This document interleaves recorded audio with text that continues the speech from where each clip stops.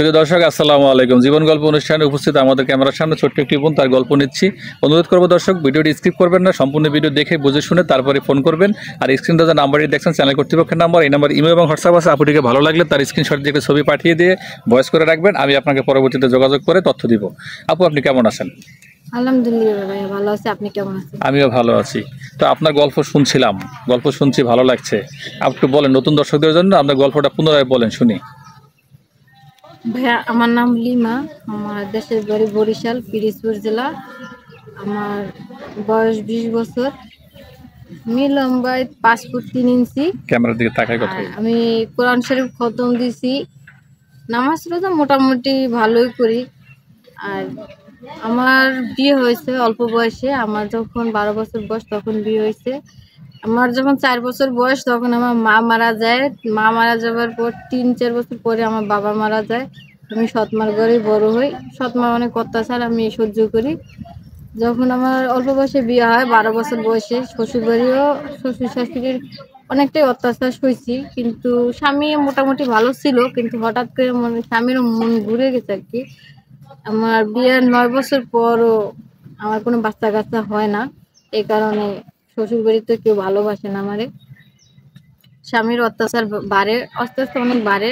পরে শ্বশুর শাশুড়ি আমার স্বামীরও বুদ্ধি দিল, যেহেতু বাচ্চা কাচ্চা হয় না, তাহলে বউরাকে কি করবা, তারে ছাড়ে দাও। পরে আমার স্বামী আমার ডিভোর্স দিয়ে দিল। পরে ডিভোর্সের পর আমি আমার মায়ের তারা কি অমানুষ? তারা কি চিন্তা করে নাই যে আপনার বাবা নেই, মা নেই, আপনি এতিম মানুষ? সব ছেলেই চায় একটা বাচ্চা বিয়ের পরে, বাবা ডাক শুনতে সব ছেলেই চায়। এখন মনে করেন আমি পারতেছি না, আমার হইতেছে না, তখন আমি হেরা কি করবে? এখন আমার জায়গায় যদি আপনি অনুমতি দিতেন যে তুমি একটা বিয়ে করে নাও, আমি থাকি। বলছি, কিন্তু এটা হবে না। আমারে ছাড়বে, তারপরে বিয়ে করবে। দুইজন পারবেন আসলে? দুইজন পারবে। আচ্ছা আচ্ছা, তারপর কি হলো? পরে মায়ের কাছে আসলাম। মাও আমার অবহেলা করলো, অনেক অত্যাচার করার পর আমার বাড়িতে বাইর করে দিয়েছে। আমার ঘরে ঢুকতে দেয় নাই। আমি যখন শ্বশুর বাড়িতে আসছি ডিভোর্সের কাগজ নিয়ে, তখন আমার ঢুকতে দেয় নাই। ওইভাবেই আমি বাড়িতে বাইরেছি, কারণ আমার কেউ ছিল না, আমার আত্মীয় স্বজন বলতে কেউ নাই, আমি একাই। পরে ঢাকায় আসলাম। আমার একটা বান্ধবীর সাহায্য আমার বলছে ঢাকা যাই, চাকরি করো, নিজের পায়ে নিজে দাঁড়াও। পরে ঢাকায় আসছি, কিন্তু ঢাকায় এসেও কোনো জায়গায় চাকরি পাই না। কারণ ঢাকা শহরের মানুষ অনেক মানে অনেক রকমের, এক একজনে এক এক রকমের চাহিদা। অনেকে মনে করেন কাজ দিবে, কিন্তু আমার দিকে তাদের খারাপ নজর আসে। অনেকে কাজ দেয় কিন্তু লেখাপড়া চায়, কিন্তু আমি তো মনে করেন এইটি পড়াশোনা করছি, তেমন একটা লেখাপড়া না। এই কারণে কোনো জায়গায় চাকরি বাকরি হইতেছে না। আর গার্মেন্টসের চাকরির কথা কি বলবো, গেড়ে যদি যায় তখন অনেকে অনেক ধরনের খারাপ প্রস্তাব দেয়।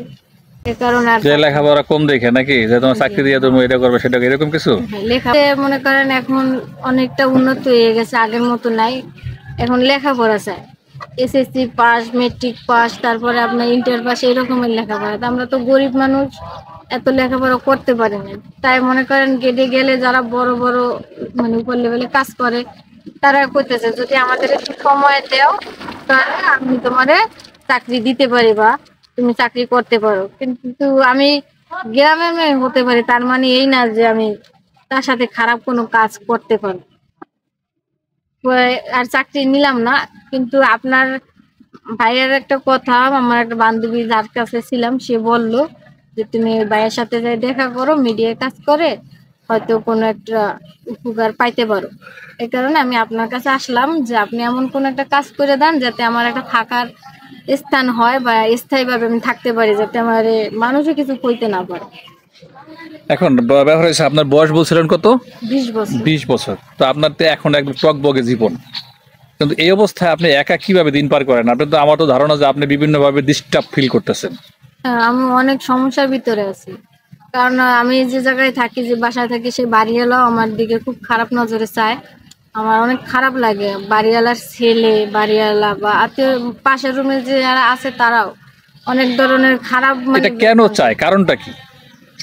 কেউ বিশ্বাস করে না যে আমার বিয়ে হয়েছে, এটা কেউ বিশ্বাস করে না।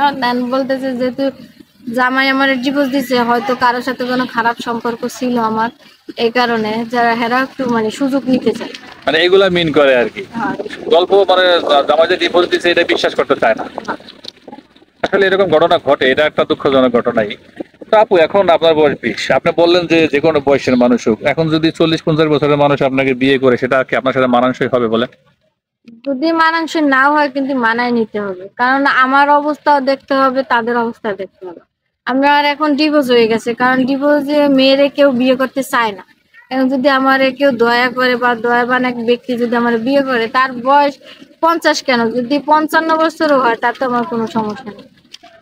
এটা কেন, আমি এটাই তো মাথা ধরে না। আপনাদের দেখে শুনে তো একটা অল্প বয়সের ছেলেও বিয়ে করতে পারেন, 25-30 এরকম। কিন্তু বিয়ে করবে না, আর যদি বিয়ে করেও তা মনে করেন অনেকে অনেক চাহিদা থাকে।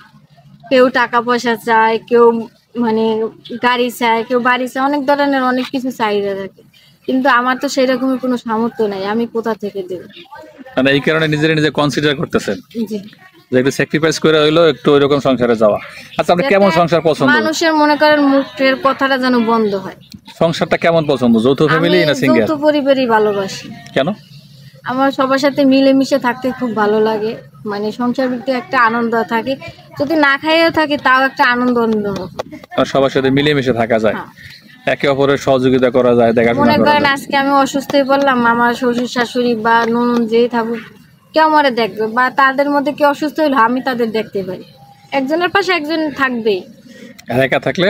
একা থাকলে মনে করেন আজকে যদি আমি বিছনায় পড়ে থাকি, আমার কেউ দেখার মতো কেউ নাই। এটা কিন্তু আমার আসলে একাই সত্য কথা। থাকতে হবে, একারই সবকিছু দেখতে হবে। আচ্ছা, এমন যদি হয় যে কোনো ভাই বিদেশে আছে, তার বাচ্চা আছে, বউ মারা গেছে, সেরকম কোনো ভাই যদি প্রস্তাব দেয়, বিয়ে করবেন? অবশ্যই ভাইয়া করবো, কেন করবো না?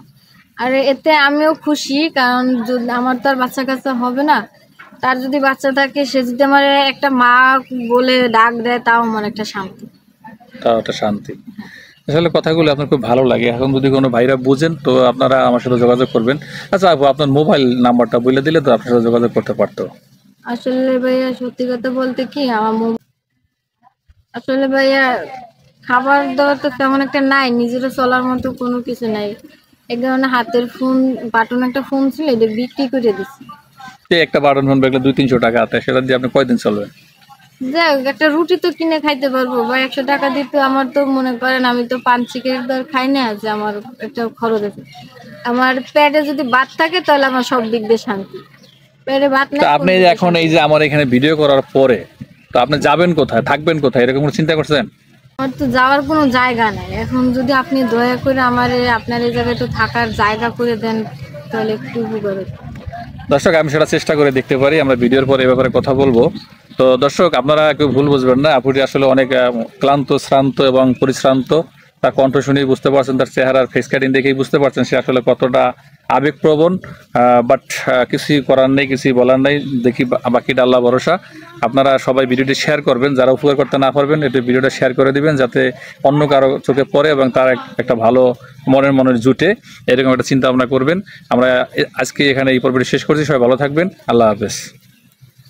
তো আর কি